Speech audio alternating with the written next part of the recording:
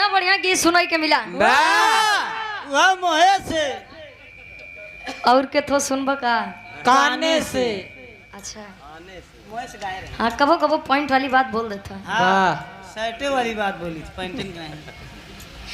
बड़ा बढ़िया बढ़िया आप लोग गीत सुने आदरणीय आप राकेश चाचा से चाचा एनहु प्रमोशन कर देवा जाए का हो। हाँ विकास के आगे बढ़ जाए। दरअसल सब प्रमोशन दूसर चाहते हैं नहीं हुआ तक जिन जाए।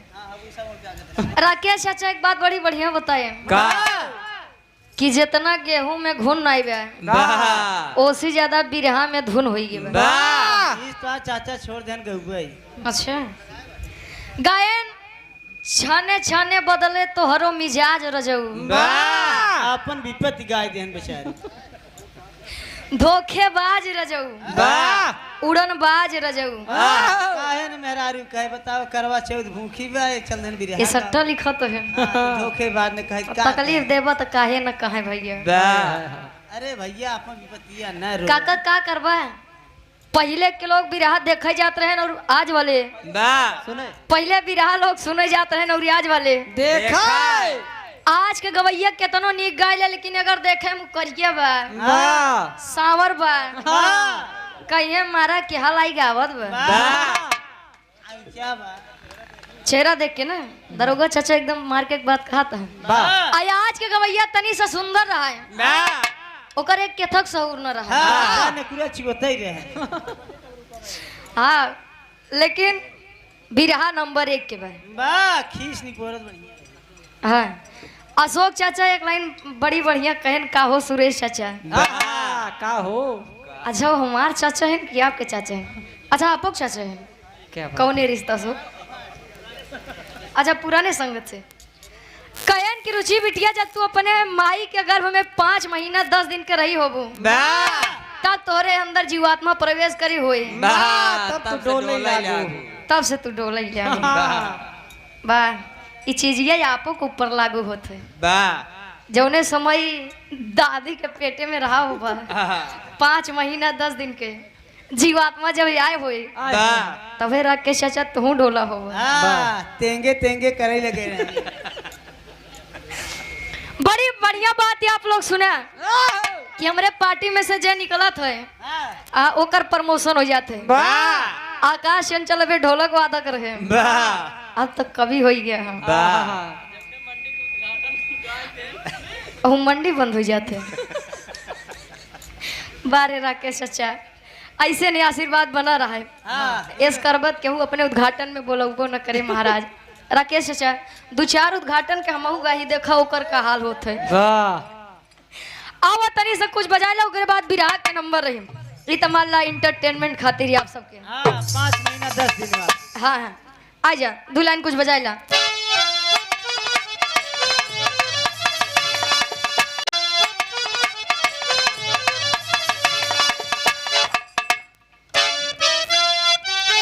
क्या बात है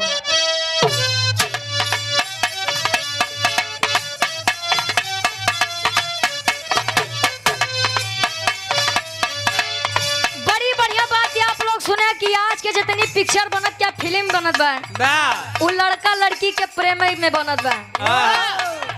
आज चंचल गुरुजी तनी रुका रहा ठोका कम तनी ठोकर कम समझावे दे। आप लोग सुने कि आज के समय में जितनी फिल्म बनत बा वो लड़किया या लड़की के प्रेम बदे बनत बा। लड़का लड़की तक का पीछे चला गए आज के देखा था उम्र 55 के दिल 55 के मेहरारू लड़किया बच्चा घरे यहाँ हर बहरे देखा था चोंच लड़ावा था काका का करबा लड़का लड़की पीछे हो गए।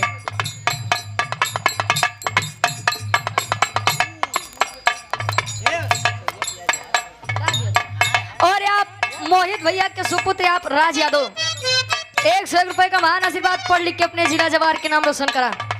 ये हमारे दादा हरे के उम्र वाली ऐसा नहीं बा कि काका दादा हरे प्रेम नहीं करे रहे कहे रहे कैसे हो ऐसा कोई निशान लगा प्रेम कह रहे हैं खुरपी के निशान काहे लगावत रहे? यहाँ जब छाए आ जाए पतरकी ते चली आए देखने ये छोड़ के। दरोगा चाचा समझाता है, आपन बतावत है। लइका कहे दिल के यारी माया सुओ में बह गए, दिल के यारी माया सुओ में बह गए, दिल के यारी माया सुओ में बह गए। हम वफा करके भी तन्हा रह गए, हम वफा करके भी तन्हा रह गए, हम वफा कर। देखिए हमने माथे का बड़ा बढ़िया धुन का संकेत कैले हवन, बड़ा ही ट्रेंडिंग में गाना रहे। अब तो आ गई है छाने छाने बदले तोहरो मिजाज राजा जी। हाँ धोखेबाज राजा जी। देखी कोनो लड़की के शादी भई रहे और जना लड़का से प्यार करत रहे, जब शादी भइला के बाद लड़की वापिस आई, वो अपने राजा जी को बड़ाई कैसे कर दिया है। तोहरे लिए राजा जी रहना भाई।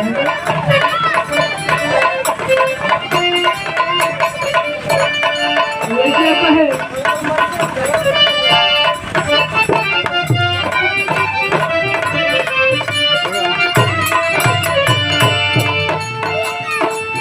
हम पानी सहता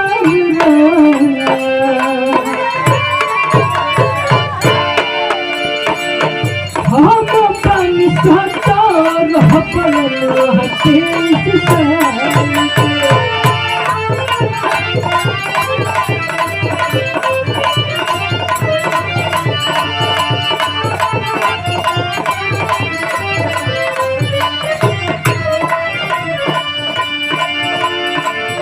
भौजी रे जिंदगी राखी खोतहर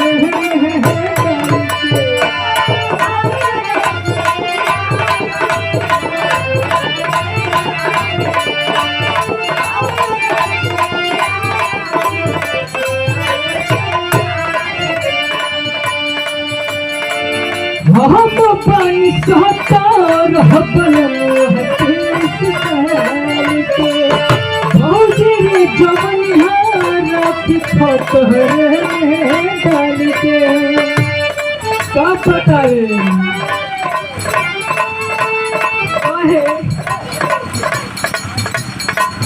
केतनो निमन होई हंसी पई बहनु करे वही सारा गलत करे तनी होलिया मत इशारा करे केतनो निमन होई हंसी पई बहनु करे वह तना फरहत पाओ मरिए।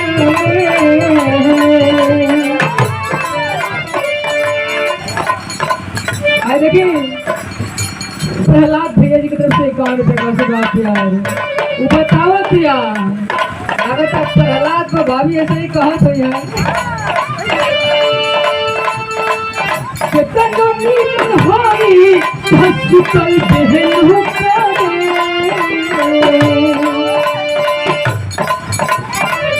केतनो नीमन होई हंसी पई बहनु करे यह तना फरहत पाओ मरिया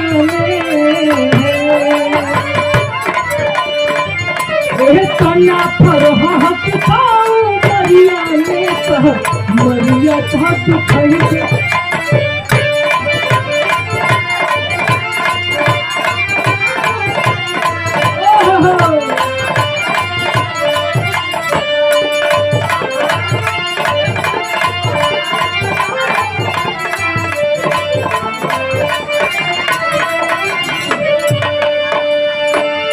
और संतोष भैया जी की तरफ से देखिए 51 रुपए का आशीर्वाद किया है। हम बन सहता रहबलम हटे से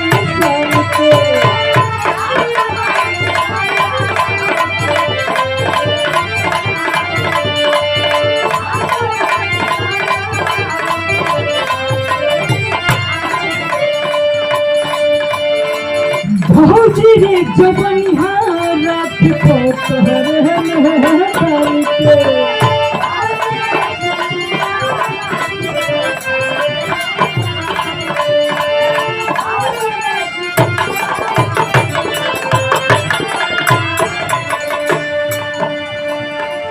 हाय देखिए माता जी की तरफ से